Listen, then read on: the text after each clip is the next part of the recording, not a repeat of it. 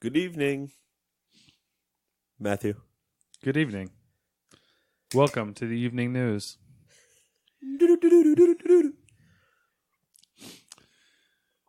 Yep. Let's see here. It's December. What's the date? 13th. December 13th, Friday the 13th. We're all going to die. It is Friday the 13th. I have a black cat. You figure it out. So in this situation, does the cat offer any protection, or is it worse? Like, I feel like it would be I'm not better. sure. Not sure. I don't know the voodoo magic of which that cat works with. I just know I didn't, get hit by a bus yet today. 2 hours to go. There's a chance, but so There's far a it's been chance. fine. Bus just like comes to the wall on the second story. Just somehow found a ramp outside the house and just whoo. We got a lot more problems if that happens, though. True. Like this podcast not happening. Exactly. This is a podcast, Gamers 2 podcast, December 13th. And if you clicked on this episode because you saw the title was Nintendo Direct Recap or Sony State of Play Recap or the Game Awards Recap, don't worry, we'll get there. Eventually. But there's going to be some talk beforehand. We'll just get to the news in a bit. I don't want to have you clickbaited, Let's see here.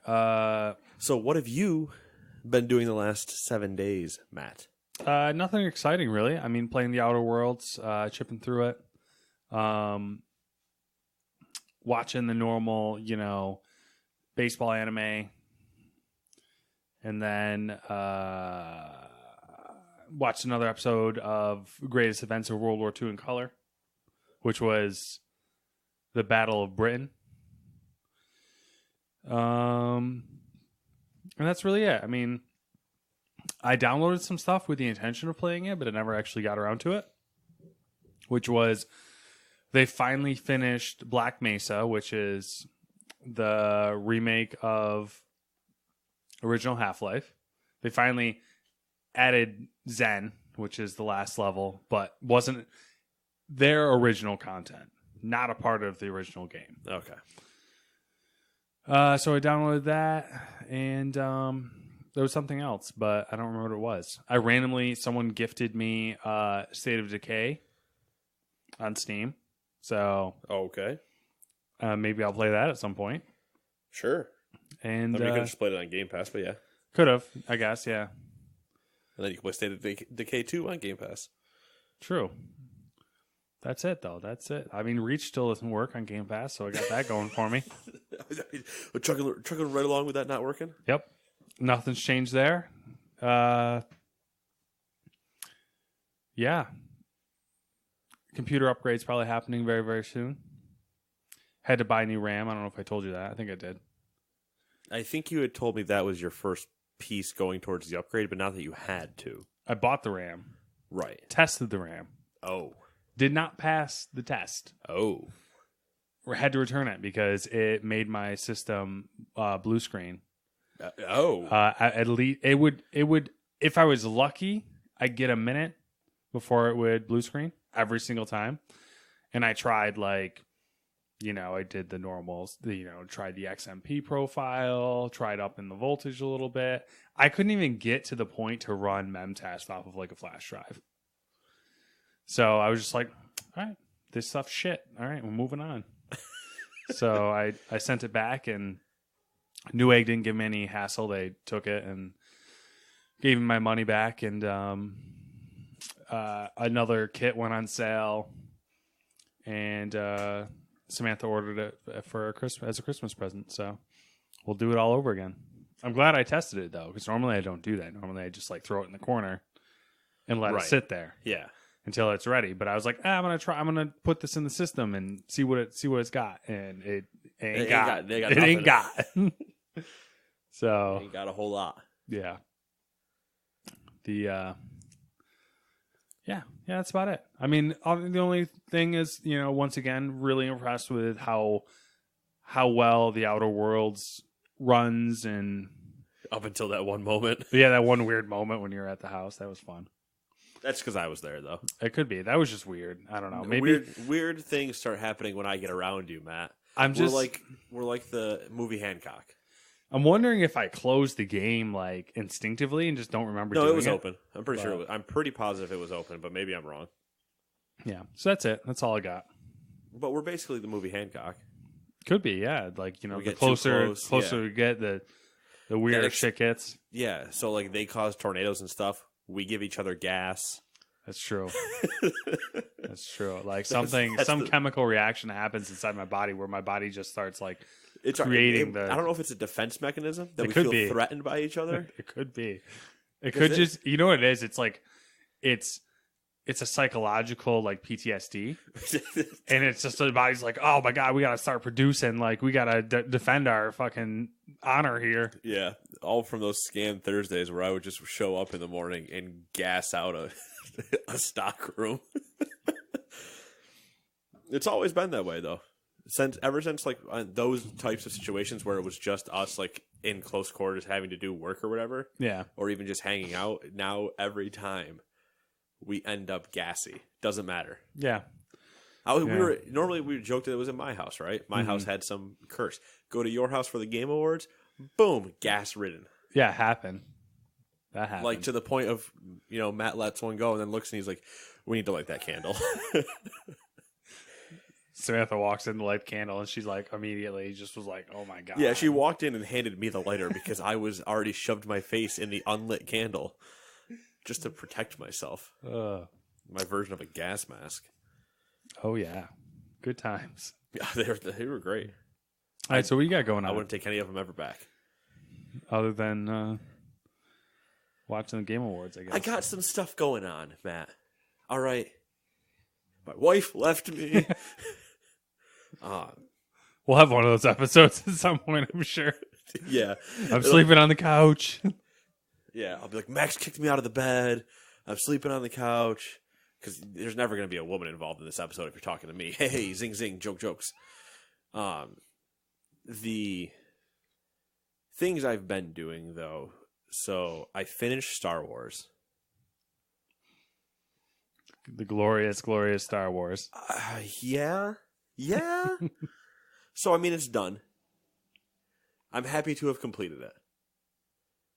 It's one that I'm actually happy to have finished. It didn't hurt me as bad.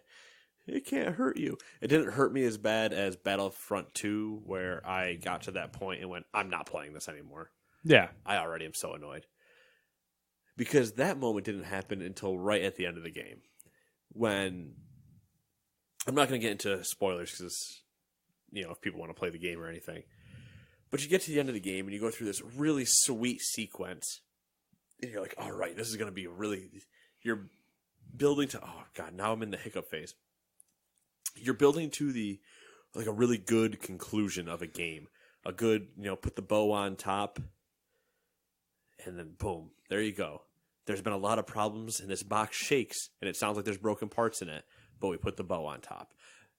And instead what they did is they used a pile of shit to seal the box and didn't tell you.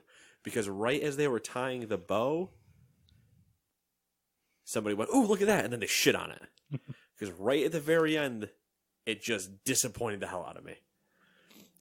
Really, really cool sequence, ruined in 30 seconds. Yeah. Yeah, I agree. If you're a Star Wars fan, definitely play it, I think. Maybe. If you're a Star Wars fan, to take your own level of fandom into account, I guess. Whether you just like watching, Star Wars, or you're obsessed, is like the three levels. If you just like Star Wars, and then you kind of like a Dark Souls-y type combat stuff, you're all good. Yeah. If you know Star Wars in that middle thing, you're going to figure out what's happening real quick and be able to see what you're doing. And if you're obsessed, you're going to see a lot of problems. Yeah. Yeah, actually, you know what? You're probably better off watching someone play generally on Twitch or something like that, and then maybe watching the cutscenes. And then going and getting a different game and playing a better game and playing that. Like the game of the year, Sekiro? Exactly. It's one where I think it's worth playing. Like, it's not a 6 or something like that. But there's just some stuff lacking to the point where I was watching Shroud play for his first time through, and he was getting super frustrating during some of the fights. I was like, oh my God, thank you. I'm not alone. Yeah. I'm not bad Yeah. at video games. It like lacks a certain level of polish that type of game needs. That at that point, I think a 3-month delay could have helped them. Yeah, for sure. Like they're right at the end. It's just, yeah, you needed a little bit more. I'm wondering if they were trying to make it for the end of the year game, like game awards and stuff. Yeah, but I feel like that deadline would have been out way before. Like Yeah. they should have known that deadline. I don't know. Because if you didn't, the deadline was probably. If you didn't know the deadline, that's one thing. But if you did know the deadline, that's even worse because you still missed. I mean, realistically, it all probably comes down to like when everything else was releasing, and because they probably had to have it out at least a month before the movie. Yeah, because EA themselves almost never release anything in December anyway. Yeah, because they want in before Black Friday. So I don't know. Yeah, that's one thing I played. Other things I played a little Alteric Valley, the PvP battleground inside of World of Warcraft Classic, because that update's now out. Okay. When I say I played a little bit, played like 3 matches. I was like, okay, cool. That's a little bit. It'll be more fun when maybe I have like Todd in there or somebody. Because just running around without a healer, like, yeah, I can 1v1 some people, but other people actually are spec'd for PvP. I was just like, I kind of want to go hang out. Whee! So it wasn't, Yeah. I get some kills, but it wasn't anything. Yeah. You might wasn't anything to write home about. You might scrape through a kill, you might get shit stomped. Right. And then if I end up in the wrong neighborhood, yeah, 6 people walked up and killed me, and I'm like, all right, well, that was wrong idea. So I did a little bit of that. I played a little bit of I gotta think here. Hold on. No, I'm not gonna mention that yet. Did I play anything else? I might not have. Uh-oh. Nate's blanking. It's cool. I mean, nothing on Switch, I started playing a little bit of the of Out of the Park Baseball. And the only reason I started playing a little Out of the Park Baseball is there was a mode called Perfect Team, which is like their ultimate team. Mm-hmm. And it allows you're building a team from out of baseball cards. Okay. But you can use old cards like very similar to what's happening on the show, because I've been playing the show as well, obviously. But that's just a simulation. Like, I'm not actually playing anything. I'm just kind of putting a team together. And it just, even though it's not open right now, it's simulating constantly. So I'm potentially gaining currency to buy card packs and everything just on its own, where I don't have to actually do anything with it. It's not like I have to leave it running like Black Desert. Yeah. Interesting. So it was just a cool little... I was looking through some people or some stuff, and I was like, I'll try it out, give it a little shot. Whether my EA is going to run out on December 21st. And that's when I'm using it, is to play that right now. Mm-hmm. But when it runs out, I'm probably not going to buy it or anything. That'll be the end. I'm like, okay. Mm-hmm. It was a nice little fun card baseball thing, because the winter meetings happened, and my veins, Matt. Yeah, I can't fit more baseball heroin in my veins. I mean, I shouldn't ask this because we have so much stuff to cover. And what are the winter meetings? The winter meetings are the easy way to sum them up. The MLB, like front offices and player agents and whatever, descend on San Diego, so they can all talk in person if they want to and everything, to decide like free agent signings or trades or anything like that. So it's just like a 4-day event where they can all get together in person, guaranteed, for the most part. Like, yeah, we're all going to be there, rather than, all right, let's all fly around the country and everything like that. My context for the winter meetings is the video that John Boy posted of escalators, of him basically running around with Jake throwing shirts at people. Oh, there's another one of his escalator adventures, of them just going up and down the escalators to the lobbies. I'm wondering if he doesn't, if all of his videos aren't getting posted to his YouTube, because I haven't seen that one, and I don't think it's... That one was on Twitter. Okay, that's why. I think he's got stuff going on his Instagram too and stuff like that. Yeah. So. Good old John Boy. Yeah. Represent. John Boy. I gotta get me a shirt for next year, I think. Yeah. He's got a whole lineup now. I gotta find one that I like, though. Like, I love the Houston Trastros design. Have you seen that one? I have not. It's a trash can, and it has Houston's logo on it, and it says Houston Trastros. because of the whole scandal and everything. I love those type of shirts, but I think I just want one. I just want your typical John Boy Media shirt. Just keep it class, keep it plain, keep it simple.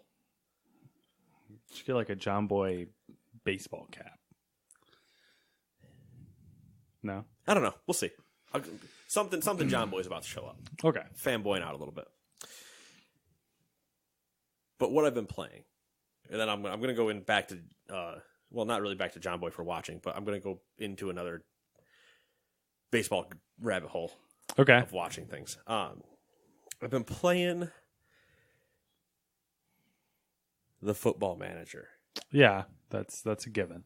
We've made it through one season. Okay. And when I say we, I mean Kenny made it through one season.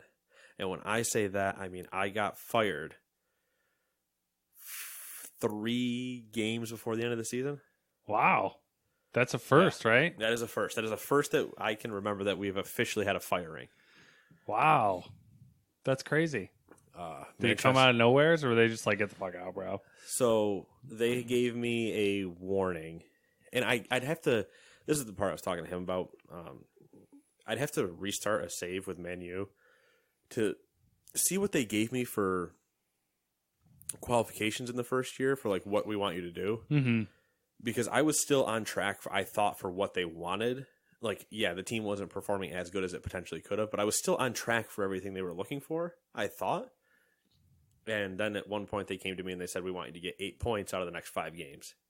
You get 3 points for a win, 1 point for a tie. You lose, you get no points. Mm-hmm. And I got 7 out of the next 5. And then they fired me immediately. That's like harsh, I feel like. Yeah. So I mean, if they're like, we want you to get 8, you get 7, like that's pretty fucking close. Like, yeah. So I got fired. Then it became job hunting time. So other managers got fired. I tried to get into some other clubs. A couple of them were like, we don't even know who you are, which is fair. A couple of them were like, you don't have any hardware yet. Like, you haven't achieved any trophies, so we're not really interested in talking to you. And understandable, because I was going to try to go. I was trying to go from like Manchester United to Juventus. Like, I was almost trying to get an upgrade of clubs almost. Mm-hmm. And they're like, you don't have any silverware, so we're not really interested. So then I tried. I was like, all right, I'll go for like some lower tiers. Like, just instead of the cream of the crop, I'll go for like A- teams. And I got an interview with a B team, or like a B level team probably. And in the interview, they're like, "What do you think this transfer budget is enough for you to do what we've like asked if you would to come on with us?" I was like, "No, I need more."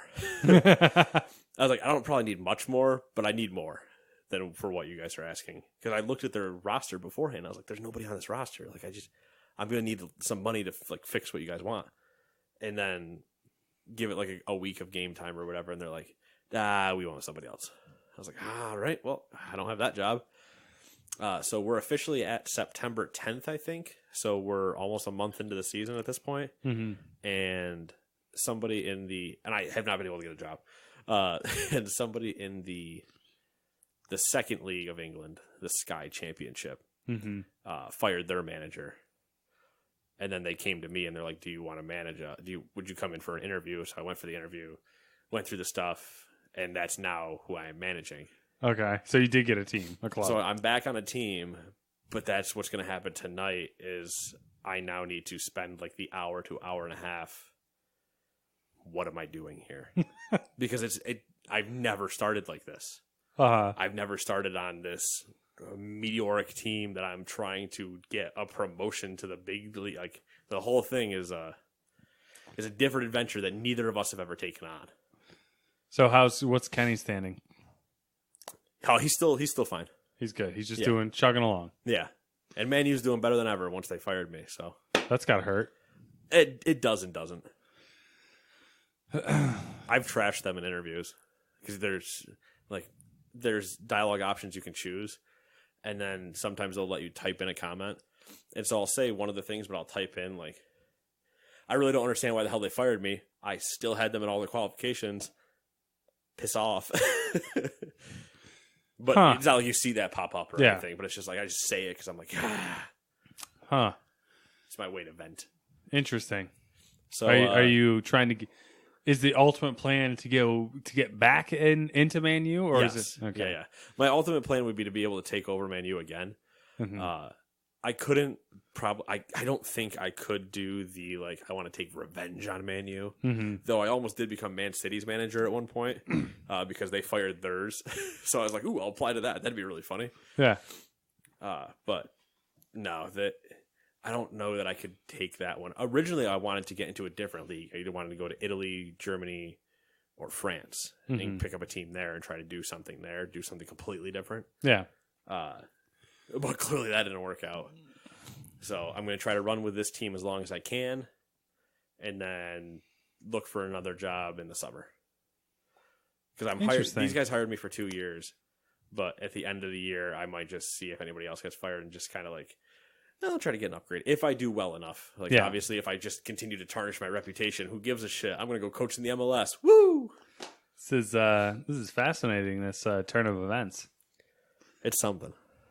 It's something. It's the first time we've ever had to go through it. Wow. Yeah.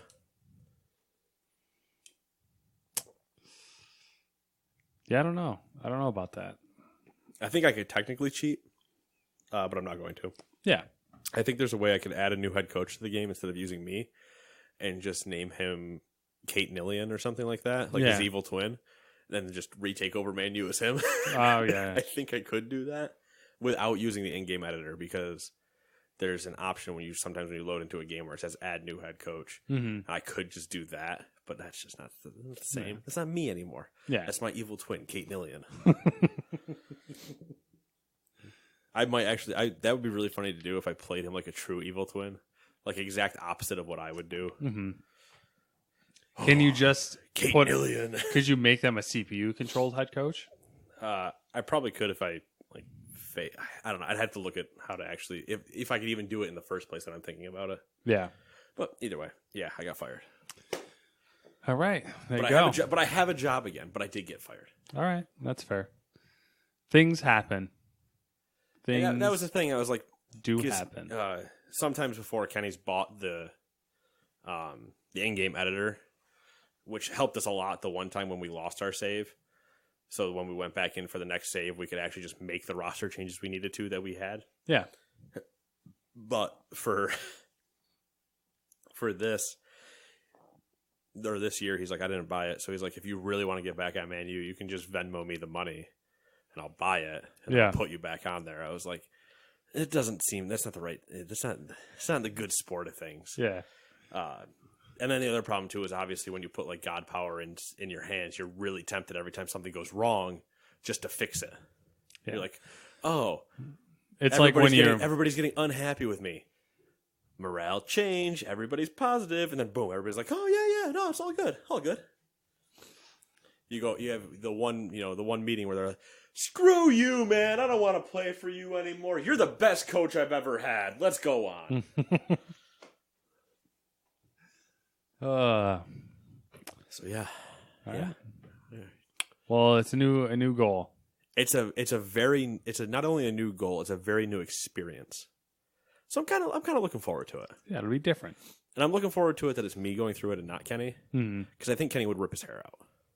He already rips his hair out sometimes when he's playing his Arsenal. Mm-hmm. This team's going to be way worse. 100% going to be way worse. So I'm expecting that. But I'm going to be like, okay, just kind of figure some stuff out, see what's happening. And now that I'm not directly competing with him, we can definitely help each other with like ideas. But when we were in the same league before, we're playing against each other. Yeah. We'd watch, and I beat him twice. At the end, before I got fired, I beat him twice. And they still fired me. But I beat him twice. But both times, he's like, as you were kind of in that skid, I knew you were about to play me, and I was like, I'm not telling him anything. I don't want, I'm not going to give him a hand right before he plays me. And then I beat him. But that wasn't the point. It's because I was going through a skid right before I played him. I was like, I don't understand. But yeah, that's what it is. It happens. Interesting game for sure. So things, Matt, that I have been watching. Been watching winter meetings. Been watching the John Boys. Been watching more listening to John Boy, really. Started doing interviews in the off season now. Trevor Plouffe, the Plouffe, has been on. What's he put him on a podcast service or? Yeah, usually he runs them as an episode of Talking Baseball. Oh, okay. I think Phil Hughes is supposed to be in one now, and that's a great segue into talking about Phil Hughes. Phil Hughes, at one point was a Yankees pitcher. Then was also a Twins pitcher and a few other things. Phil Hughes now has a YouTube channel as well. And I'm all about this. I don't know if you've seen it, because there's a few baseball players, there's other people too, that have started, the F1 guys are streaming on Twitch too sometimes. That has now started to become more a thing. YouTube, Twitch, and whatever. Yeah. Basketball players do it. Football players do it. Phil Hughes, who's not pitching anymore, has started doing card openings called Phil. The YouTube channel is called Phil's Pulls. Mm-hmm. And he's doing like card openings. Yeah. Baseball cards, basketball cards, Pokemon cards. His Twitter's got him playing the new Pokemon game. He's shiny hunting in the Pokemon game. Phil Hughes is what I wanted to do as a kid. I want to go play for the Yankees, and then I want to hang around opening baseball cards and Pokemon cards. Okay. And so that brings me to, you saw the baseball cards downstairs. I did. I had the itch. And you went for it. And so I had to open. I didn't pull anything like dramatic or anything, but it was nice just to kind of like look through and be like, oh yeah, man, these are awesome. Because I have a ton of baseball cards upstairs. Yeah. But it's a bunch of people that, for the most part, I don't know. Like, except for like the really popular people, those are all old cards. These are all the nice new. I'm like, oh, I know this random third string outfielder from the Orioles. Hell yeah, okay. From an outsider's perspective, I will say that the card game, the baseball card, the football card, the card game, the sports card game, coming back hard. Yeah. Coming back real hard. Like, I've worked in retail for a very long time. And the past... I'll brag about it. The past year or two, it's been all about them sports cards. Yeah, so it's been it's a good thing my lunch is always at Price Chopper, and I don't walk past aisle 17. I say aisle 17, or checkout 17, because checkout 17, usually in a Walmart, is your card game aisle. Yeah. It's your card game checkout. It's also where the smokes are. It's usually always the one, if you go at midnight, that's the one that's open. But that checkout or whatever doesn't exist in a Price Chopper. And it does in Target. You know exactly where the wall is. Yep. But like those walls don't exist there. Otherwise, I would probably be buying a pack like every day, just a random little booster pack, like $4, and be like, ooh, I wonder what's in here. Yay, fun. But it now has kind of struck that chord a little bit, where I don't know if I could let myself be seen buying Pokemon cards. But Pokemon cards. But I would definitely, like, if you were cashing them out, there's just a certain stigma that comes with it. You would think. Age. So let me tell you what. Okay. You tell me what. You think, all right, so when you say, oh, this dude's going to buy Pokemon cards, you have an image in your head of who that dude is. So here's the thing.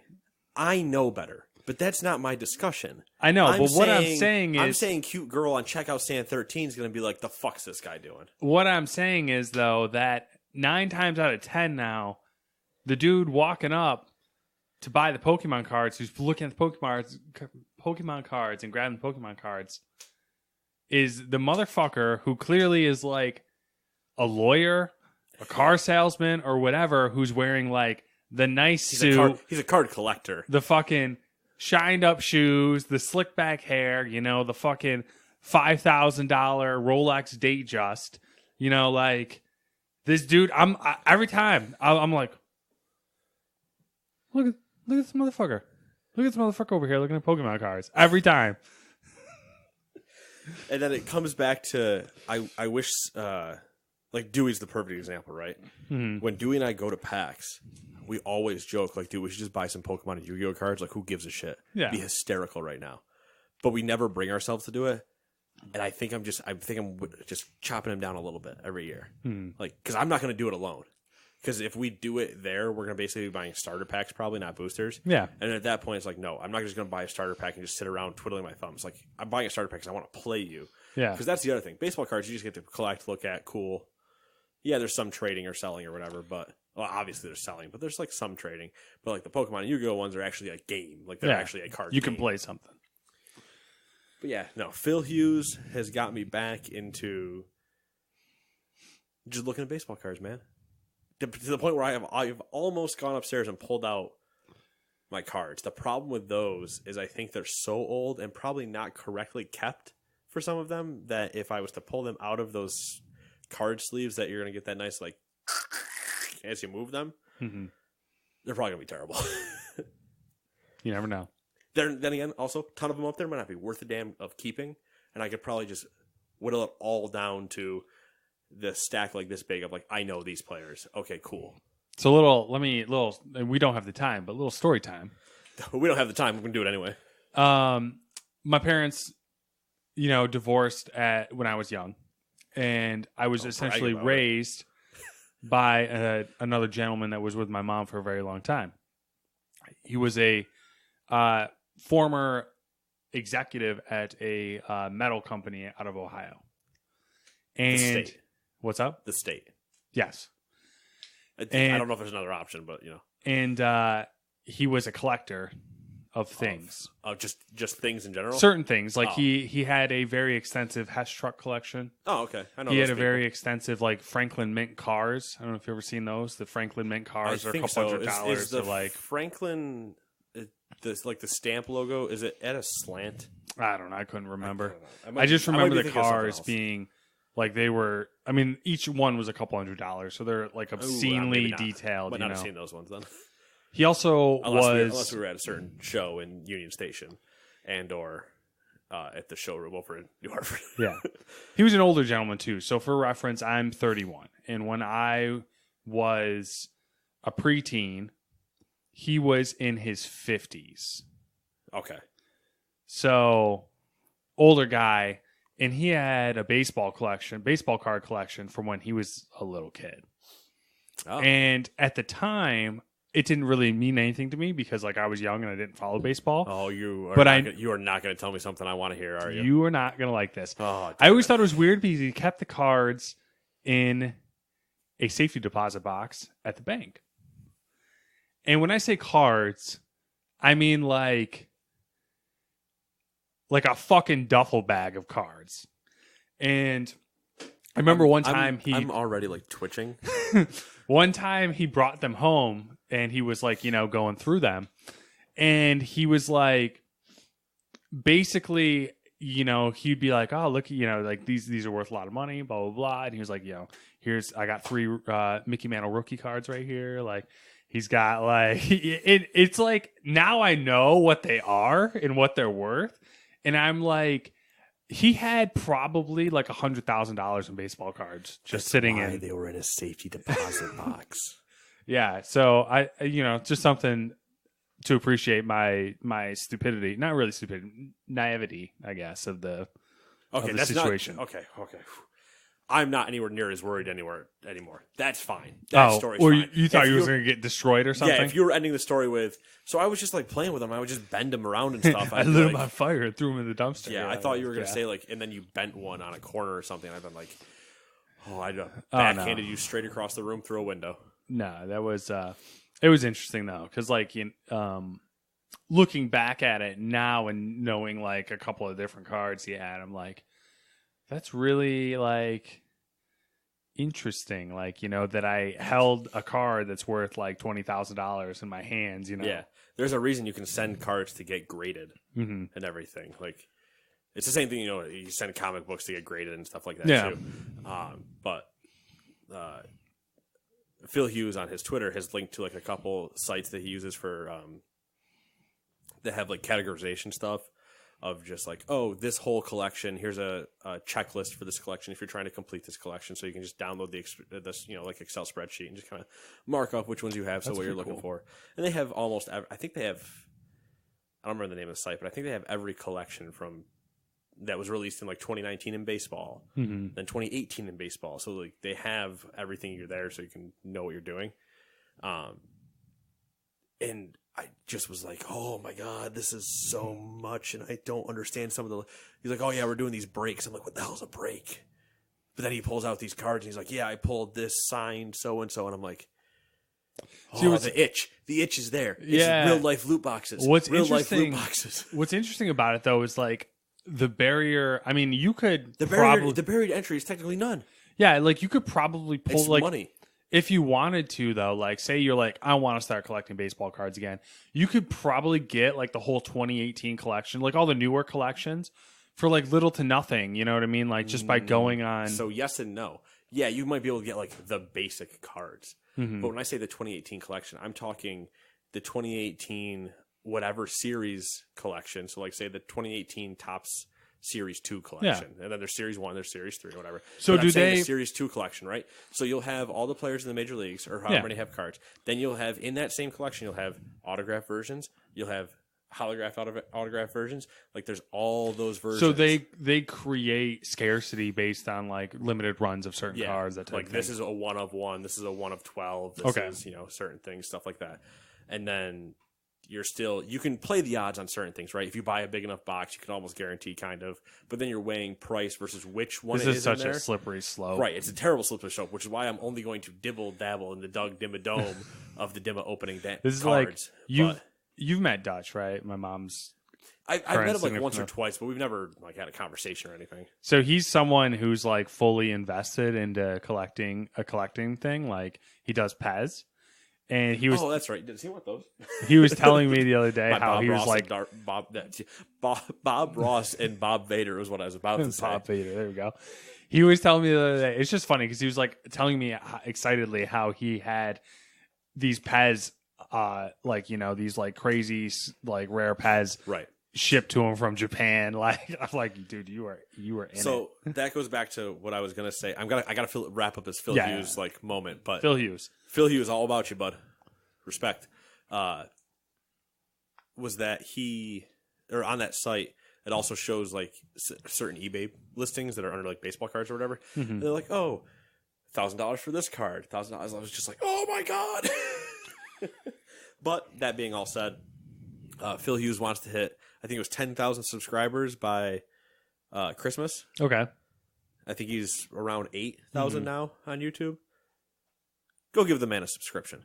I'll add it to my extensive YouTube you just subscription list. Yeah, your subscription list is a little out of control. All you got to do is just press that button. It's free. Give the man a number to make him feel gratified. I'm all about it. It's cool to see him, who's like very likable personality, and he's a hand model on YouTube.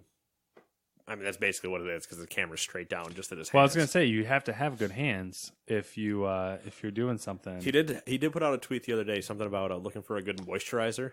Phil's polls. Yeah, Phil's polls. You'll see that. Notice some of the titles of the videos there are like $3,000 poll, yada yada yada. Yeah. I love the emoji use. Oh, yeah. Phil's great. And he has an interview with John Boy. I know the thumbnail with the John Boy. Yep, John Boy, because when John Boy went to interview him, he also pulled with him, too. Yeah, Jeter rookie card, 1993. That's what they were hunting, yep. That's great. Okay. Alrighty. So remember that part 35 minutes ago where I told you we'll eventually get to the news? We're on our way there. But first, we come to Gamers 2 new releases curated by the one, the only Nate. The one, the only Kate Nillian. I would love, at no point, if we ever get a panel, and we never will, but if we ever do, you have to introduce me as the one and only. The one and only, okay. First off, there's no other person like me. Even my email at work, it's a very large email amount of people that are... Yeah. I don't even have a one. I'm not like the second version of my name. I am only the one. Somebody else named me has a one after their name or a two. I'm the original. Suck it. All right, there you go. That being said, on to the new releases. Number 1, Boneworks for PC. Nice little VR thing. It's been getting a lot of love. It is. It's getting a lot of love. It's interesting looking. Number 2, Call of Juarez Gunslinger for the Switch. Dragon Quest Builders 2 for PC. Fishing Barents Sea Complete Edition for the PlayStation and Switch. Why is that on here, Matt? No idea. Football Manager 2020 Touch for the Switch. It's like a light version of Football Manager. I played the last year's one on there. I can't do it. It's because you've tasted this forbidden fruit. I've tasted that there's 2... When I have all the information on the desktop one, and then they take it all away on that version, and then if you buy like the mobile version, it's even smaller than that. I'm like, I don't have enough information anymore. What? There's only 3 stats? That's not enough. I need all of them. What did he have for breakfast? Like, I need to know these things. And number 6, Fuji for PlayStation. Mars Odyssey for PlayStation. Gunlord X for PlayStation. Mech Warrior 5 Mercs, being mercenaries, for PC. Shovel Knight, King of Cards. Everything but mobile, basically. And I'm saying it was on the Vita. It's on the Switch. It was on the Wii U. It was on, I think, the 3DS. Basically everywhere. Super Monkey Ball Banana Blitz HD. They're still making these on things. the PC, right? You remember Super Monkey Ball? I know, like fucking settle down with that. Balloon, Super Monkey Ball, you know, that whole monkey game franchise. Yeah. Number 12, Oliver's Adventure in the Fairyland on PlayStation. I abbreviate some of these and I forget, and I have to. I was gonna say, I'm like, you fucking do this, bro. Like, I wrote it this morning, but I purposely abbreviate because I'm like, I just don't want to type all of Adventure, so I'll just write ADV, and then I'm about to read it. I'm like, Advanced. No, that's not it. Number 13, Pathologic 2 for the Xbox. Shuttle Commander for the PlayStation. Card Apocalypse. Speaking of cards, Card Apocalypse comes to PlayStation, Xbox, and Switch. And Dead End Job. Matt knows about those on Xbox, Switch, and PlayStation. Wow. Just fucking go right for it. Go right for that jugular. Sorry, you were bragging about it earlier. Oh, yeah. I gotta knock my extensive experience in retail. I gotta knock you down a peg. I have extensive experience dealing with shitty people. It is weird when you can say that, but at the same time, like going for a different job or anything, or like any other like customer servicing, that is actually like a really good like talking point. You're like, yeah. I have really extensive history with dealing with shitty people. You haven't been fired? Nope. Handle it great. Managers and coworkers, different discussion. Customers love me. It's a switch. I can turn it on and off. That was always my favorite review I would ever get during our glorious HR leaders at one point. She's like, you're probably my favorite person when you're interacting with customers because you're just great and you get it done and you're able to tell people what they need to hear without, like, you can make them feel stupid without telling them directly to their face, hey, dumbass. It's a good time. I've never had anybody ever complain about you. That being said, all of us hate you. And I remember looking at it, I was like, I hate you too, so we're all good. Don't worry about it. It's equal. All right. Do you want you to take number 1? You're damn right I do. Okay. That's fair. Mostly because I want to react to this story, and I will willingly take the punishment that is number 2. Oh, it's all punishment. I mean, neither of us are getting out of this podcast is punishment. My voice, first off, not great to listen to as far as I'm concerned. People love to hear it. Don't get me wrong, I love to hear it too, but I can't hear myself back in this podcast. It's not the same voice as far as I'm concerned. That being said, I went to cash out at our local gas station last week. Grab my garbage bags, and my recycle bags, do the earth a favor. And don't you put that down, you're about to read that. And lady in there to cash me out, hadn't seen her before. Don't know if she like knew or anything. She's like, "Oh, are you ready to cash out?" And I was just like, "Yep, I'm good." She's like, "Oh, you have a deep voice." And I was like, "Do I?" I was like, 1, do I? And then 2, is that a good thing? So I did like the thank you. And she's like, "Oh no, I like it. It's nice. I don't, you don't hear many people with a deep voice." And I was like, "I don't." Like, I mean, hey, if I do a deep voice on accident, hey, but like, I wasn't doing that. What do you think I am? Just, hello, my baby, hello, my... I'm not running around doing the frog thing. Anyway, let's move on. I don't know, man. People don't know how to... I just don't know anymore. I just don't know. Just get the whole. I got that stuck in my head now. Jiminy Frog.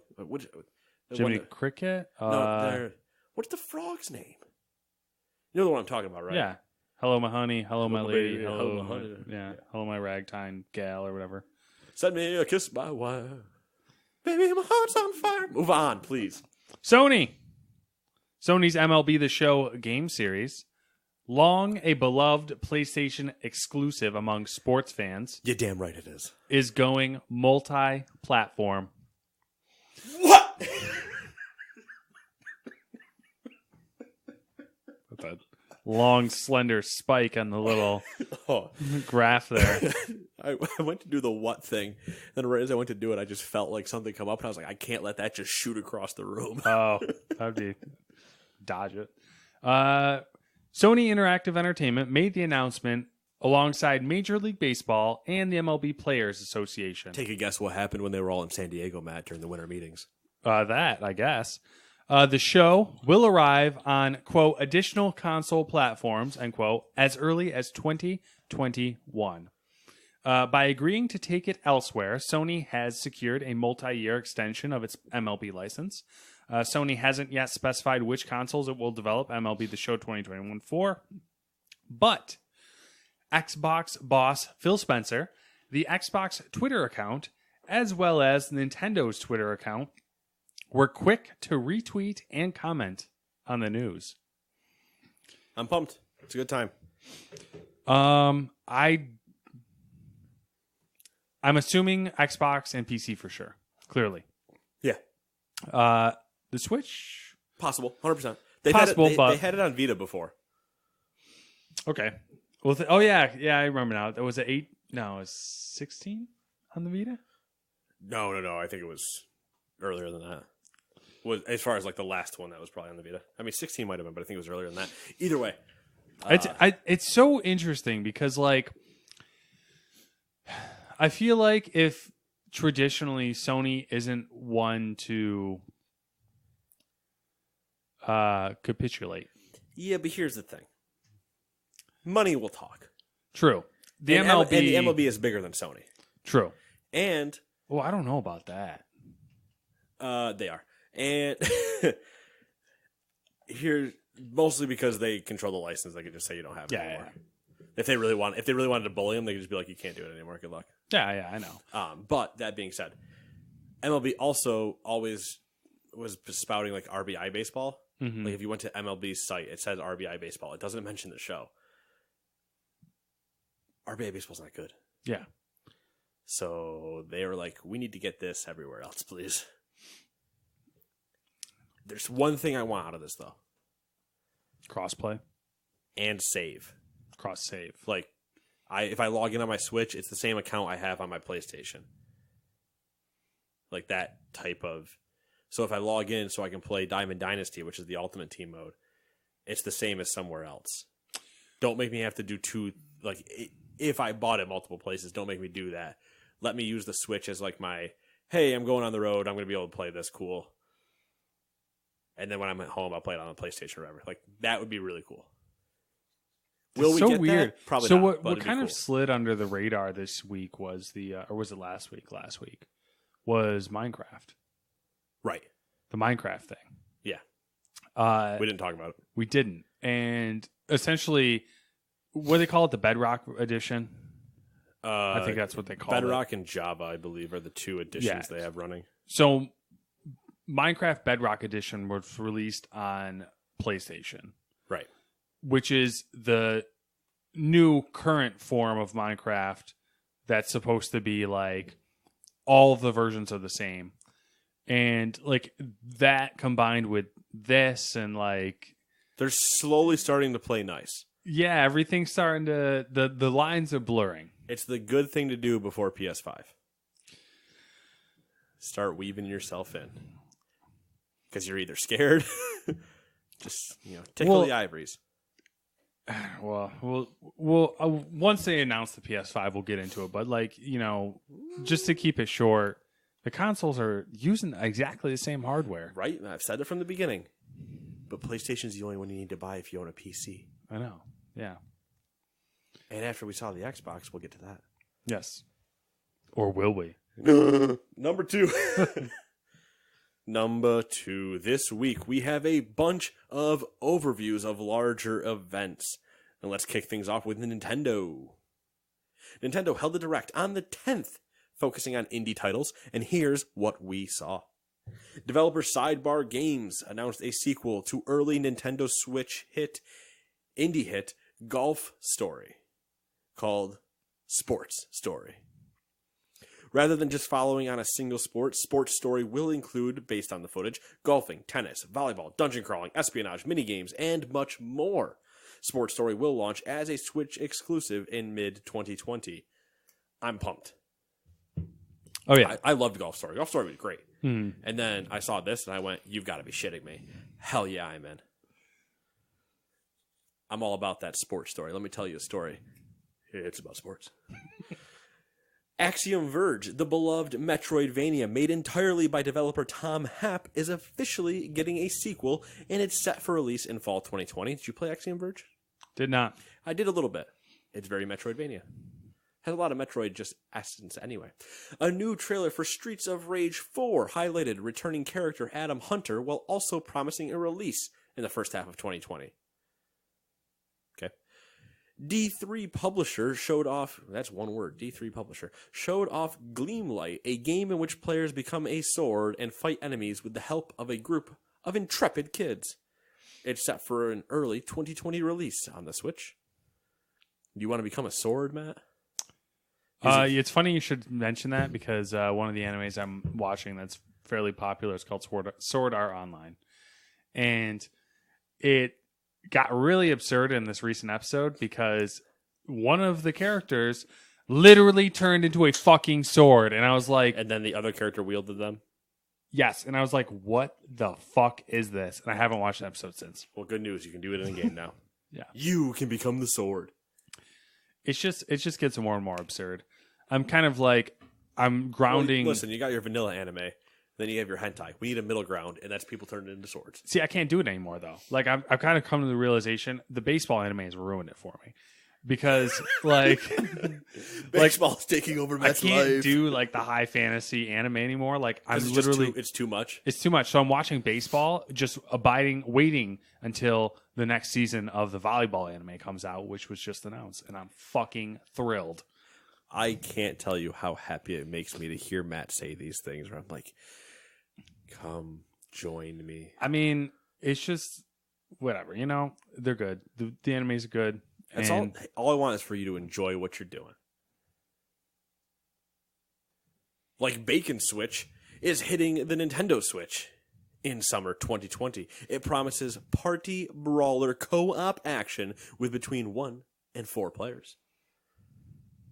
Get it? It's like bait and switch, but it's bacon switch. Haha. Super Mash allows players to pick 2 genres ranging from turn-based RPGs to side-scrolling shooters to many more. Players can collect dev cards based on game creations and share them with other players. Super Mash is set for a May 2020 release, and that description was terrible. Yeah, I feel like some of these are like you have to watch the video on them. All right, so if that confused you like it did me, Super Mash. The acclaimed Talos Principle first-person puzzler is coming to the Nintendo Switch later today, December 10th, which means it's out right now. Yep. The deluxe version of Talos includes the base game and the expansion Road to Gehenna. Is that right? Sounds good. Did you play Talos? Nope. Every year, since I've had a PC, it comes up in the Steam sales. They're like, oh, Talos Principle. You really want to play Talos Principle? And I'm like, now I'm just I'm annoyed. Yeah, I don't want to play it now. It's the Half-Life problem. Yeah. Shut the hell up. I don't want to play it anymore. Yeah. But at the same time, every time I see it, people are like, great game, all great reviews, yada, yada. And it looks like a puzzle solving type of thing. And I'm like, I'm intrigued. And then this happens. I was like, cool, I'm still not going to play it. But hey, Sail Forth. Oh, here we go. Here's Matt's game. Sail Forth is a naval 3D action game where you pilot your own ship on the high seas and take on other ships, monsters, and brave the stormy seas themselves. Taking place on a procedurally generated map, Sail Forth also lets players deeply customize their ships, including color, weapons, equipment, and more. Sail Forth will be released in 2020. The Monster Hunter-esque free-to-play Dauntless is now available on the Nintendo Switch. Dauntless on Nintendo Switch has launched with crossplay and cross-progression on all platforms. So if you have an existing account, you can continue from where you left off on the Switch. With the new launch comes new content too, including a new escalation hunt mode inspired by roguelikes like Slay the Spire and Risk of Rain. Forgot that game existed. Me too. Sounds like it's doing good though. Murder by Numbers is a part visual novel, part Picross puzzle game from the Hateful Boyfriend developer, and it will be coming to Switch first as a timed exclusive in early 2020. Oh boy. All right, guys, don't worry. We only got like 6 more. Here we go. The HD version of Oddworld Stranger's Wrath will hit Switch in January 2020. Skatebird, which answers the question of what would it be like to play as a bird who skateboards, is coming to Switch in late 2020. Welcome to Skate 4. The screenshots actually look kind of cool. I have seen, I think, the trailer cut for it, and I'm intrigued. If your price point's right, I might touch it. Yeah. Liberated. Aims to look like a cyberpunk visual novel with interactive elements featuring side-scrolling and stealth gunplay. It will come to Switch first as a timed exclusive in 2020. Boyfriend Dungeon, which sets players through a dungeon crawling experience in which weapons can transform into a host of potential boyfriends, will be coming to the Switch in 2020. That's got Funhouse written all over it. You ready for that anime? Oh, Jesus. Dude, there's so many animes like that, actually. It's kind of fucked up. This is my gun, and it's also my boyfriend. Zing? It's just reverse. You know, there's ones with anime chicks that turn into battleships, right? Yeah. Okay. Yeah, and I know about that one. All right. Never watched it, but I've heard the rumblings. Oh, nose starting to itch. Here we go. Last 2. Afterburner Studios' Dreamscaper will come to Switch first in early 2020 as a timed exclusive on consoles. Dreamscaper is inspired by brawlers, top-down shooters, and dungeon crawlers featuring randomized dungeons that players explore each time their character goes to sleep. In the waking world, players will forge friendships that affect those dream worlds. It's a dream inside a dream inside a dream. That's like some Persona shit or something. Gosh, it does sound like Persona.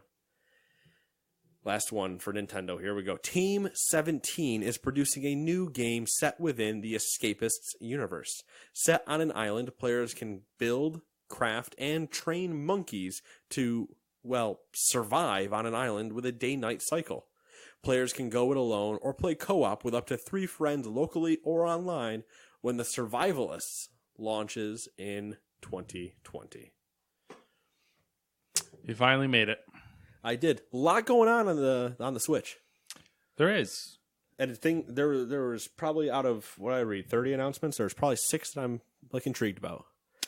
There's not really those numbers. Don't go back and count them. I'm just saying ratio wise, it's probably correct.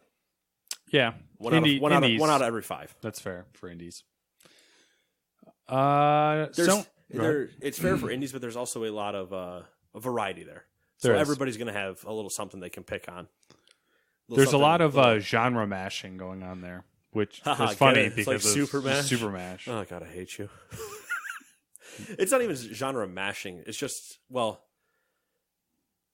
the games themselves aren't. I think it's just every genre was just covered. Yeah, right there.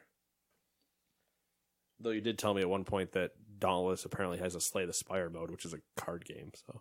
Yeah, I don't see there's just they're throwing all these if it was roguelike, I would understand. Mm-hmm. And Slay the Spire is roguelike, but it's also a card game, and I was like, I am confused. They use a lot of other games to describe their games, and it makes it even more confusing. It's like, did you guys want to play Call of Duty Battlefield, the Fallen Order, with a little bit of Borderlands and Forza coming to a Ouya near you? You guys remember OnLive? All right, sorry. OnLive? What was the other game? Gaikai? Gaikai. That was the other one. Sony also decided that the 10th was a good day for one of their state of plays. You guys like news? Here's what we got from them. The biggest announcement from the live stream was the reveal of a Resident Evil 3 remake, which confirms the leaked artwork that hinted at the game's existence is legit. Surprisingly, the game will actually be packaged with Resident Evil Resistance, formerly known as Project Resistance, the asymmetrical multiplayer mode that was previously expected to be a standalone release. Resident Evil is scheduled to release for PS4, Xbox One, and PC on April 3rd, 2020. Do you think they didn't get enough hype on the multiplayer one, so they said we'll package it? Maybe. I feel like it's definitely like a play it safe move. Yeah. I think it's a good move. And I got to take back a statement I said last week about them not doing one. They technically did kind of do one. I think they did it as a remaster, though, in 2015, not this remake that they took 2 under and that they're taking 3 under. So, like, yeah, kind of, but not really. It was a remaster. They didn't do the full, like, let's change some stuff or anything. They just made it work on the Xbox One and stuff. PlayStation started the stream with the reveal that Untitled Goose Game is coming to PS4 on December 17th. You'll hear it again next week in case you forget. State of Play also had a new trailer for Spellbreak, a battle royale game that mixes together role-playing and magical spell-based combat. A closed beta will begin on PS4 in spring 2020, followed by an official release on the console later in the year. Dreams will officially launch on February 14th, 2020. Bullshit. Maybe. Why not release Dreams on Valentine's Day? Dreams. We can all have dreams, I guess. That's when all your dreams go to die. Superliminal is a trippy puzzle game that released exclusively for the Epic Games Store on November 12th. The game is making its way to consoles next year, releasing on PS4 sometime in 2020. State of Play also announced a new game called Paper Beast, which is being made by the creators behind Another World. Paper Beast will release for PSVR, quote, early next year, end quote, and allow you to explore a dreamlike living ecosystem where all animals and plant life are composed of paper. Good to see a VR title. For sure. Don't want them to go completely silent until the 5 comes out. Yeah. First releasing on January 25th, Kingdom Hearts 3 will be getting DLC titled Remind on January 23rd, 2020. Predator Hunting Grounds was first teased back in May, and now the asymmetric multiplayer game finally has a scheduled release date, April 24th, 2020. Our boy Sark is in there. During State of Play, PlayStation released a new trailer for Predator Hunting Grounds that revealed multiple playable predators will be included in the game at launch. Ooh, interesting. I would hope there's just a button like a car horn that you can just make the clicking sound the entire time. That'd be really cool, actually. You just run around, just... I can't do it. The same way I can't do it. It would kind of be fun in the way that, like, you would want to do it, but it would also, like, kind of give away it would technically screw you over, but at the same time, you're just never... Maybe it's like a taunt or something. Yeah. Mm-hmm. You're getting cleaned right now. Yeah, Max washes me. It's like the... He's like, get this gel out of your hair, you creep. See, I do not have gel. You can tell I don't have gel in my hair. It's the old what a save in Rocket League. You get timed out after 3 of them, and all I would do is spam it no matter what happened. What a save. I let a goal go in. What a save. What a save. And after more than a year of silence, Platinum Games has provided some additional insight into what its upcoming project, Babylon's Fall, is. It's an action game.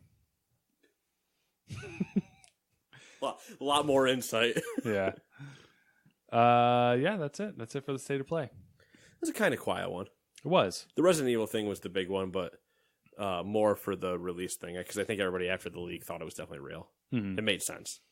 Do you want to read a shit ton of stuff again, or do you want to do the Game Awards winners recap stuff? Because it's kind of split it again. I'll take the shit ton and I'll give you the recap. Okay. I do also want to, before I get into this, a good 30-second aside. Yeah. I switched over to some slippers. I noticed. I wanted something just a little more comfortable. That being said, I love those socks. Those socks are amazing. But I switched over to some slippers. These slippers are old as shit. They've been around for a while. Since I might have been... They don't look 16. old. Might have been since I've been 16. I don't wear them a lot. Okay. I pulled them out again. Then I remembered I have a size 13 foot. Oh, so they're real tight in there. So like the back of it's fine, but I'm a little narrow in the front. You should just cut the toe off. Just the Like just cut the top so it makes it like a right slipper, here and just- like a slide-on sandal. Yeah. I got these really fuzzy slide-on sandals. I mean, they just make those. I can just buy those, but Slippers, I could talk about slippers for a long time, but here we go. I will say that like the idea of a slipper is appealing to me, but in practice, it never is what I am hoping it would be. Here's my problem with a slipper. That's my problem I have even with these. First off, these are old, so I'm a heel standard. The heel's already going. I can already feel it. I don't have my gel insole in there, which would be nice, but that would defeat the purpose of a slipper. That also being said, my feet get too hot. Yeah, you saw the slippers I had on the other day, probably. Yeah, yep. Hot as fuck. I love the idea of them, but for some reason, whoever's buying me slippers, which is usually Samantha, thinks that I need a fucking sheep on my foot. Because she can't feel her feet. Yeah, because she's like, oh, my feet are ice cubes. Everyone else's feet are ice cubes.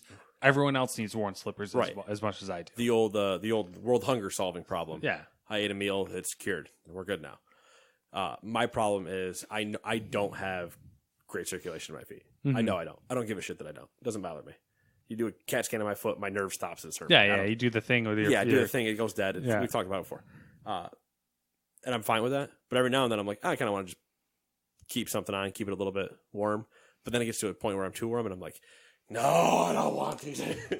Yeah, it will be once you leave. I will kick these things into the bedroom, mm-hmm. and then we'll see them again. That's the issue. Is I'm constantly putting them on, taking them off, putting them on, taking them off, and it's like, oh, this is not the experience that I want. Is an aerated slipper. Yeah, give me a breeze. Give me a fan or something.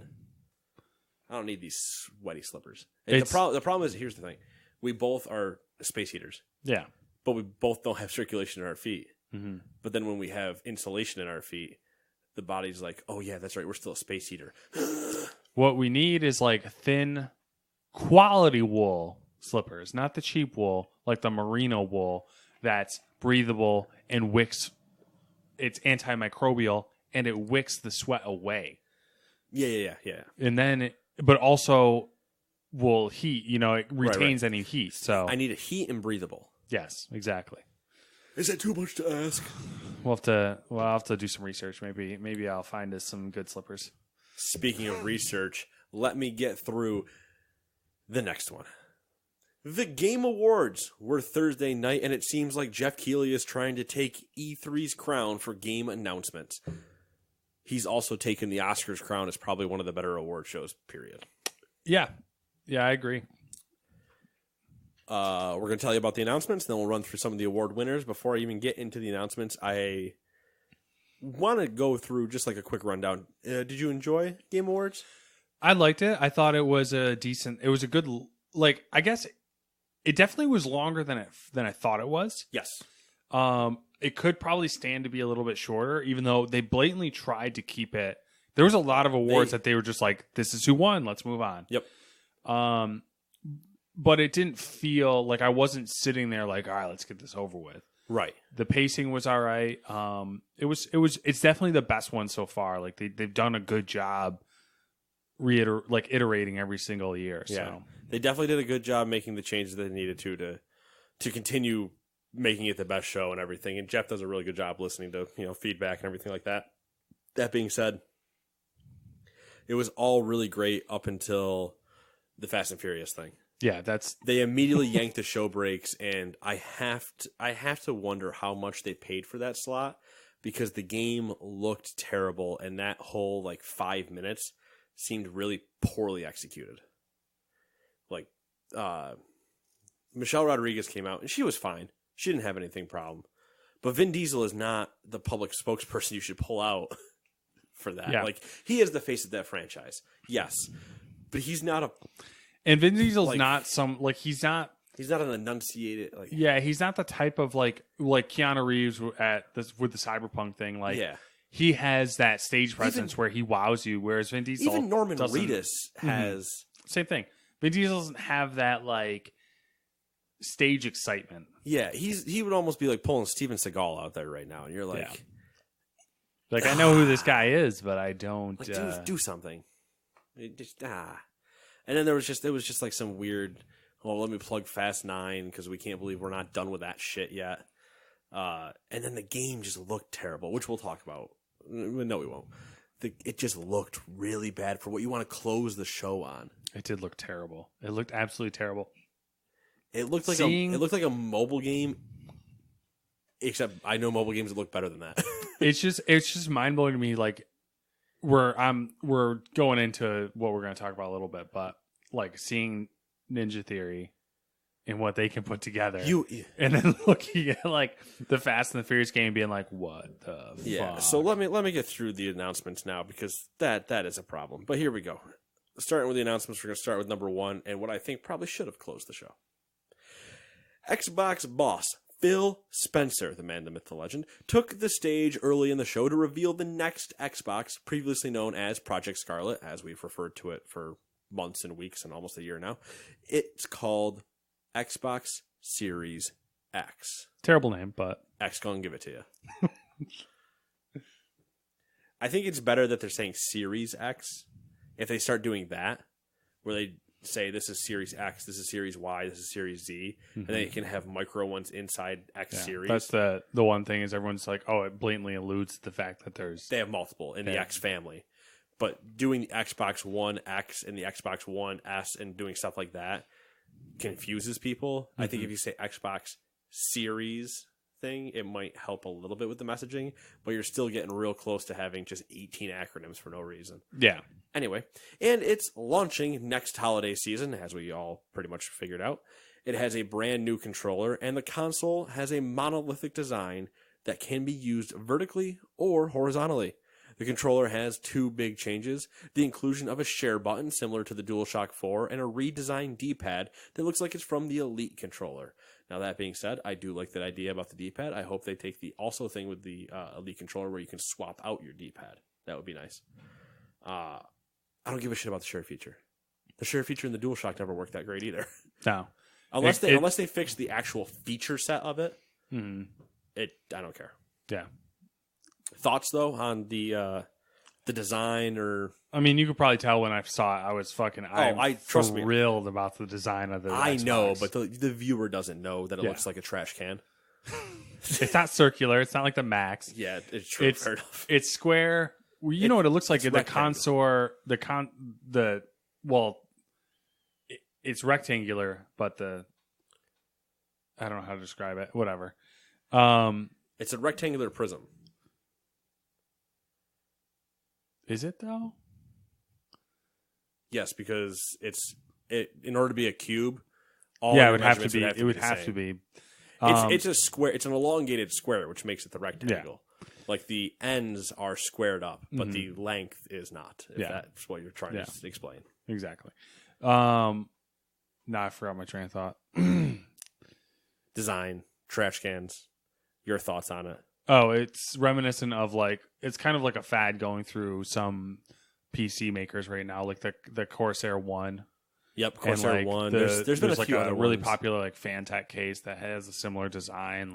It's very popular in the mini or small, micro, small form factor. Yeah. Basically, it's hard to. I think the dimensions are out there, but I think it was something like, basing on the pictures, maybe 8 inches tall by a 4-inch cubed end. Potentially, might be bigger than that though. But yeah, I think it's a. I mean, if the controller's to scale, it's probably a foot. It's probably a foot tall, I would say. It's an interesting one from everybody that usually goes thin profile because you can put it in entertainment entertainment consoles easy and stuff. The plus side, I think, is going to be they're not going to have a cooling issue.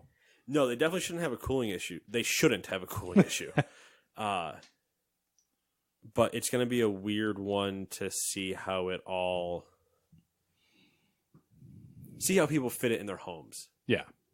Without it looking weird and out of place.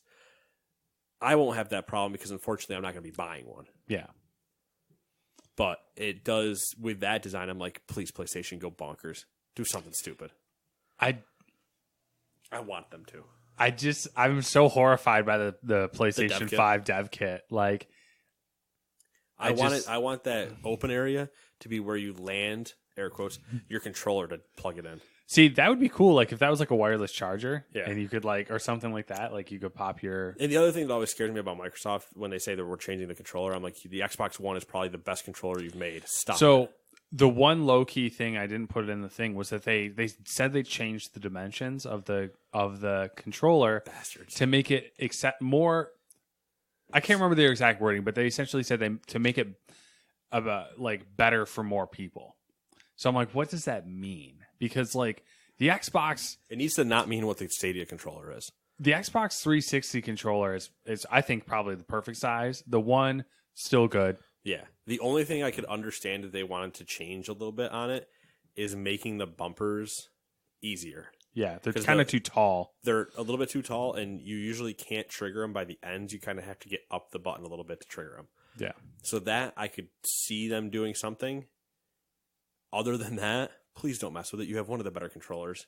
The 360 one was great, and I think you made it better in the Xbox One, but not by like leaps and bounds. They were both very good controllers. Yeah. My thing with it, and the reason why I say I think I like 360 controller better is I have small hands. Right, and I have big hands, And but I hate the Duke. Yeah. So, like, the Duke's obnoxious. Nobody's gonna deny that. Moving through more announcements, Microsoft also revealed one of its first-party games for the Xbox Series X. It's a sequel to the Hunting Hellblade from Ninja Theory, and the sequel looks just as dark.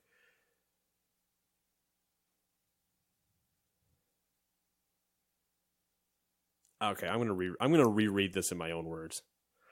It's a sequel to the Haunting Hellblade: Senua's Sacrifice from Ninja Theory, and the sequel looks just as dark and uncomfortable as the original. The new trailer is captured in-engine, powered by the Series X, according to Microsoft, and it's named Senua's Saga Hellblade 2.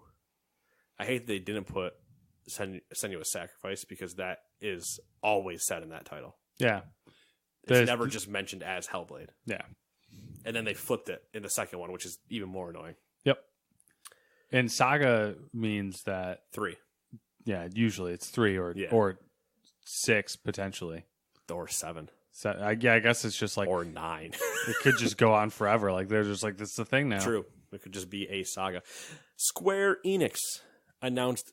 That being said, that game that looked awesome. Yeah.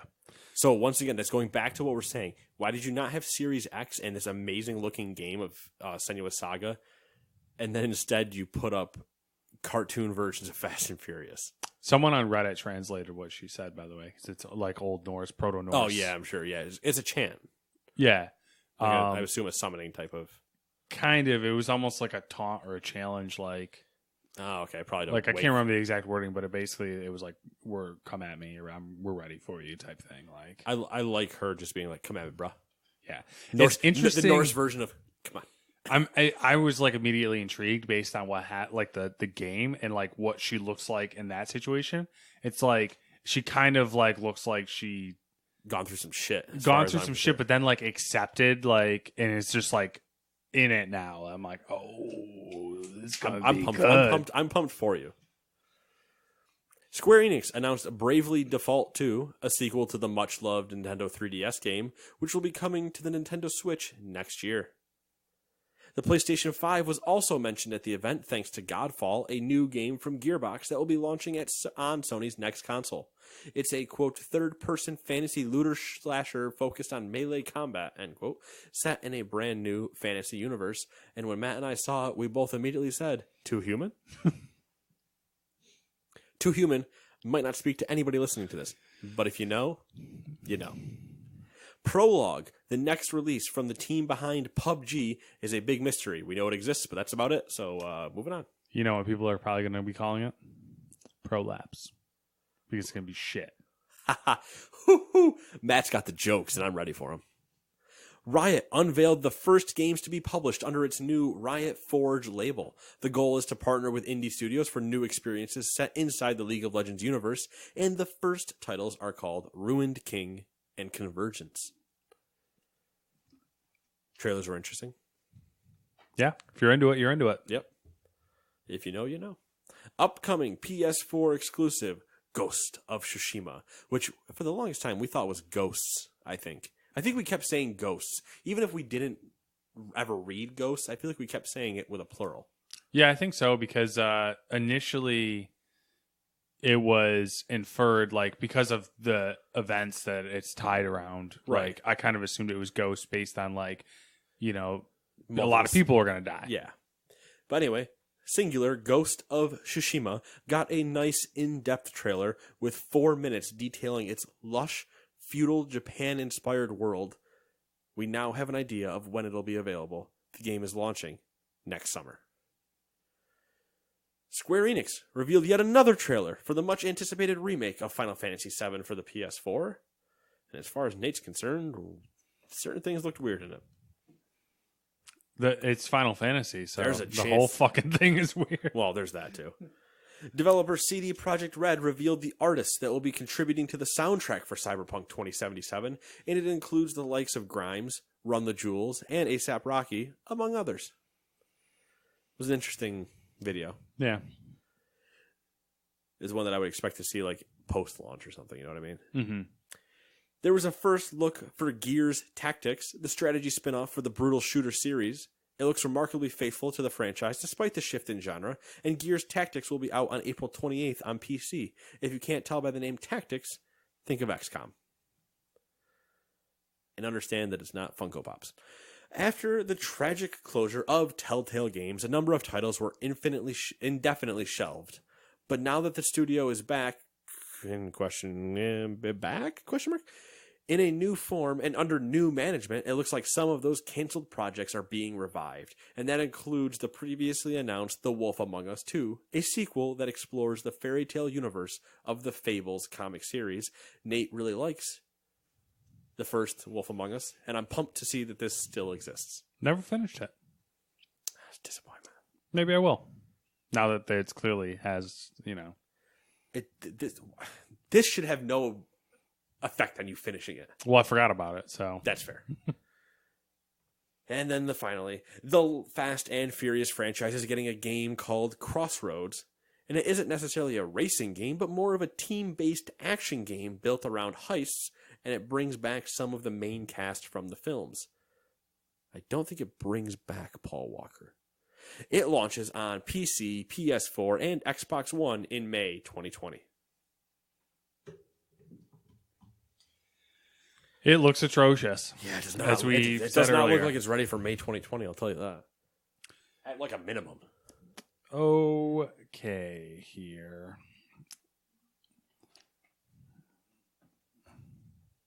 Waiting for this webpage to load. All right, I'm gonna run through the actual Game Awards themselves. What are we at here? It's probably over an hour. Right? Yeah. Oh, yeah. We're over an hour. Right. Just so we won't dilly dally. We only need the winners. We don't need everything else. Yeah. Best action adventure game: Sekiro, Shadows Die Twice. Solid choice. Best game direction: Death Stranding. Knew that was coming. Best independent game: Disco Elysium. Disco Elysium did pretty good. I think it was 4 total awards. It did have 4. In that category, it beat out Untitled. Actually, in I think all of its categories, it beat out Untitled Goose Game, which I thought would take at least 1 or 2. It had its own moment, though. True. Them and their, beaker. Fresh. This next category is the one that I kind of thought Untitled Goose Game would get. Fresh indie game, which went to Disco Elysium. Presented by Subway. Subway, which we had tonight. It was delicious. Yeah, Subway, eat fresh. Players' Voice Awards went to Fire Emblem 3 Houses. Best AR VR game, Beat Saber. No surprise there. Yep. Best Performance, Mads Mikkelsen as Cliff in Death Stranding. Best Esports Game, League of Legends. Best Ongoing Game, Fortnite. Best Multiplayer Game, Apex Legends. Solid, good for Apex. Apex did more than I thought they were going to do. Based on what they were up against in categories. Mm-hmm. But they did pretty well. And then they having that, like the interactive video with Keeley. Yeah. I was like, oh, all right. It was cheesy, but it was so well executed. But it was well executed. It didn't feel cheesy or it was. But it didn't feel it didn't feel cringy. Yeah, it felt smooth. It functioned the way they wanted it to, and I was like, oh. The timing was like impeccable between Keeley and the video. I was like, oh, maybe that's like more of a praise on Keeley, but maybe. But I was like, at the same time, I was like, it actually speaks to Apex not being dead. Yeah, you didn't see anything from PUBG. You didn't see anything like you had Fortnite and Apex as your two battle royale people there. That's interesting that you mentioned that because like, where has PUBG been? Like making Prologue. Making prolapse. But yeah, those were the only two you really saw do anything. And Fortnite will always be there because they're a giant proponent of the mega corp that is. They're like a self-fulfilling thing now. But Apex still being able to hang in there and have awards like this and moments like that. Yeah. They're doing pretty good then. For a one that everybody thought was kind of dead because it had such that surge of them paying the influencers to play and whatever, and then it kind of fell off. But it's still staying there. Mm-hmm. Sustainable. So far. Best mobile game went to Call of Duty Mobile. Which, in that one, basically knew that was going to happen because when I played and talked about Call of Duty Mobile on here, it was... Oh, excuse me, this hiccups, man. It was actually remarkably good for being a shooter on a mobile phone and everything. I was always like actually impressed when I played. But some of the stuff it beat out, I was like, oh, all right, it's really beating it. Sayonara Wild Hearts, What the Golf was on there? Yep. So there's some other good indie darlings on there that it was almost a shame for Call of Duty to beat them, but Call of Duty Mobile was very good. So yeah, that was the thing about this year was I wasn't like nothing disappointed me or like every game that won, it was like, all right, that's fair. Like it wasn't like a what the fuck type of thing. Yeah, we didn't run into the best indie title of the year, Red Dead Redemption 2 problem. Best sports racing game went to Crash Team Racing Nitro Fueled. Which, all right. Yeah. All right. I mean, I think there are potential other winners in that category, but I understand. Best Nintendo game or best family game. Yeah. Went to Luigi's Mansion 3. Which I called, I'm pretty sure. I loved Jeff's like about Nintendo commentary there was like, I had like Nintendo chances in this category. Yeah. Games for Impact went to Greece. Greece. Is it Greece? I don't know. They pronounced it as Greece. Okay. That was our fun moment of having the Muppets. Yeah, I can't remember which way they pronounced it. So he pronounced it Greece because he said, no, it's not geese. Oh, okay. Yeah, the Muppets, what's his name in Beaker? Oh my god, why don't I remember his first name? Beaker and I want to say it starts with an H, but anyway, yeah, those two were there to present this award, and they had a little fun with Beaker being stuck in VR, and then they had a goose as the puppet as well. I fucking love that whole segment. That whole segment was very well done, and if you loved Untitled Goose Game or you loved the Muppets, go find that clip and watch the whole thing. You're going to get a nice little belly laugh out of it. It's a good time. Yeah. I saw some articles popping up online that people were disappointed that the Beaker Untitled Goose Game wasn't a real thing. Yeah, I 100% wanted that to be a real thing where he's just kind of doing the, like... and he just does, like, the entire... Played through the entire game, but, like, as him as the skin of... Like, it'd be great. It'd be a great time. Best action game went to Devil May Cry 5. Which, solid... Another one where we're like... It might pull it off. And it did. Yep. Best art direction went to Control. Good for them. Content creator of the year went to Shroud. My boy Shroud. Best out there doing the Lord's work. Yeah, as always. Best strategy I don't know what game. Lord that is, yeah, but he's doing it. The FPS Lord or whatever. Praise be the FPS God. Best strategy game went to Fire Emblem Three Houses. Best audio design went to Call of Duty Modern Warfare. Here's a real quick recap of their audio design. I don't know if you're going to be able to hear this in the background, but this is basically what it's going to sound like. That's how you know that somebody's around, because all you're going to hear is their feet. They could be sick. That could be, by the way, that sound 10 miles away, but there's somebody nearby. Oh man, there's feet in that game. It's gotten better because they've done some patch changes to it and stuff. But holy shit, there are still moments where you're like, is there a centipede running around in this building? Does he have clogs on? Is it a centipede with clogs? My worst nightmare. You picture a centipede with clogs, man? You know, it sounded like a machine gun, probably. It'd just be like... As it just runs. Oh, my God. Anyway, yes. Best esports player. Is it Booga? Is that how you pronounce that? Booga, one of the two. Booga? The one that won the Fortnite World Championship. And I'm pretty sure he's young. Once again, also, that was presented by Steph Curry. Yep. Who did a solid job presenting. Had one hiccup that I don't know if it was his fault or the prompter's fault. The prompter seemed to be running a little slow for people. It did seem that initially. Way. And I wonder if also he had a hiccup and then they kind of had to just like reset a little bit. Mm-hmm. But he did pretty good. Best role-playing game also went to Disco Elysium.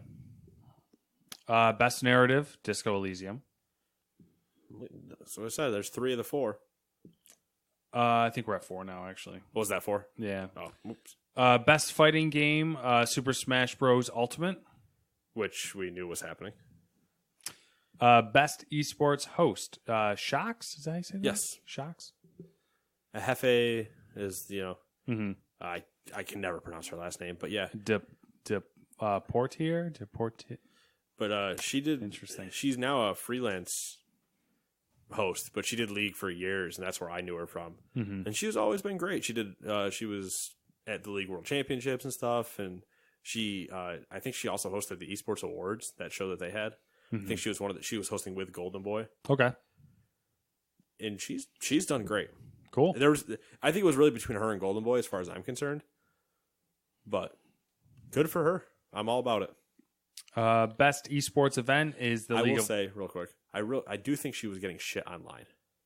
I think people were saying sexist things to her. Oh well, of course, because why wouldn't they? Yeah, of course. Right? I mean, that's terrible fucking people. God.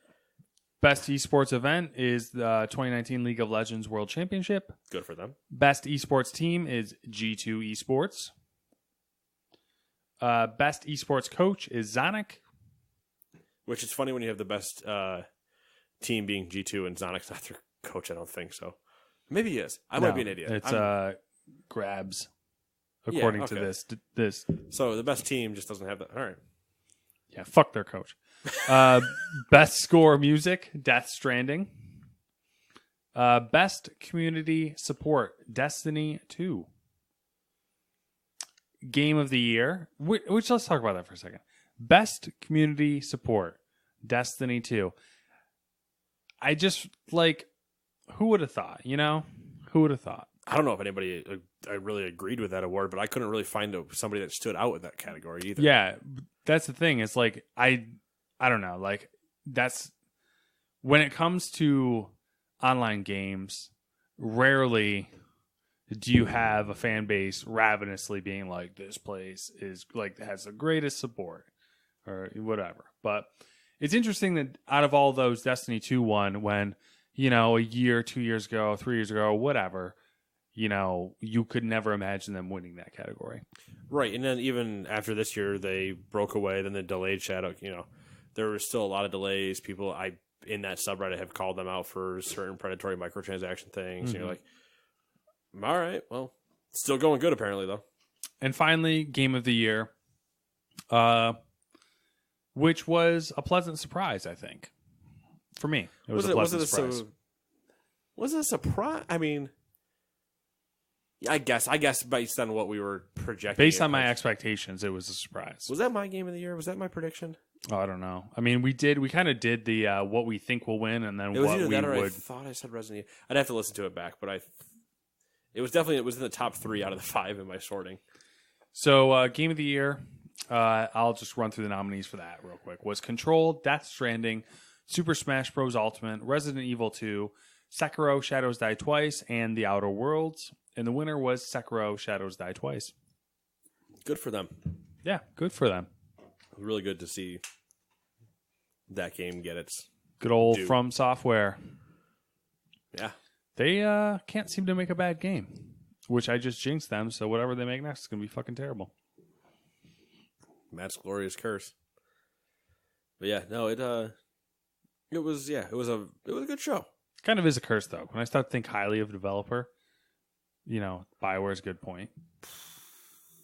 Bungie's a good one too. I'm so happy we don't like the same things. I know, right? You better watch out. I'm gonna start liking like Blizzard or like Matt starts liking Football Manager. Yeah, like, whoever makes Football Manager.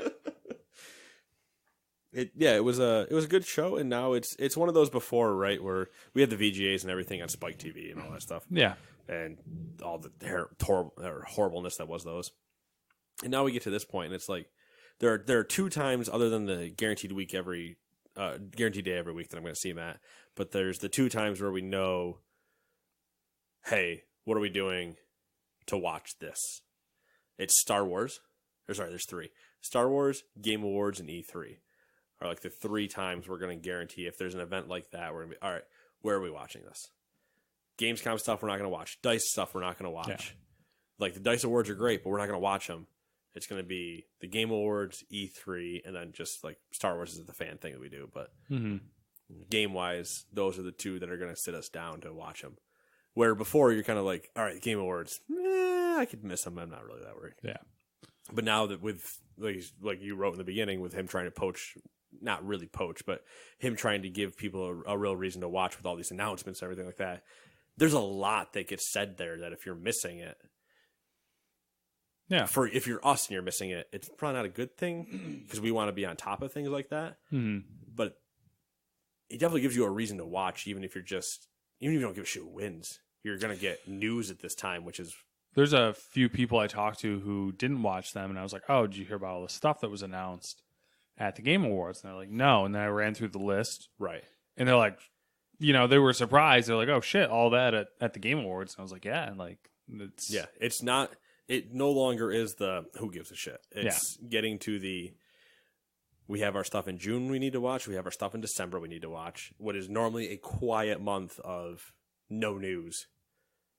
Keighley has now been like, PSX killed it. Now, me. Jeff Keighley killed PSX, confirmed. Sounds good. I'll buy it. Do you care to talk about any of these? I just throw them in there for shits and giggles. We'll wrap it up real quick. We'll wrap it up with that. It'll be a good quick ending. I say an hour and 37 minutes into this. So movie number 6 for the stories are just going to be movie trailers and crap. Some trailers that came out this week or apparently way before, but Nate didn't see them, so the final trailer came out. The trailer for Ghostbusters Afterlife. Thoughts on that one? It looked interesting. I think all the Ghostbuster fans really enjoyed it. It seems like. Yeah. I think every Ghostbusters fan is happy to see it happening, kind of. But I think both of our scares were like, we need to not Stranger Things everything. Yeah, we'll see. I'm intrigued, but I'm not like, woo, yeah, I can't wait to get to the theater.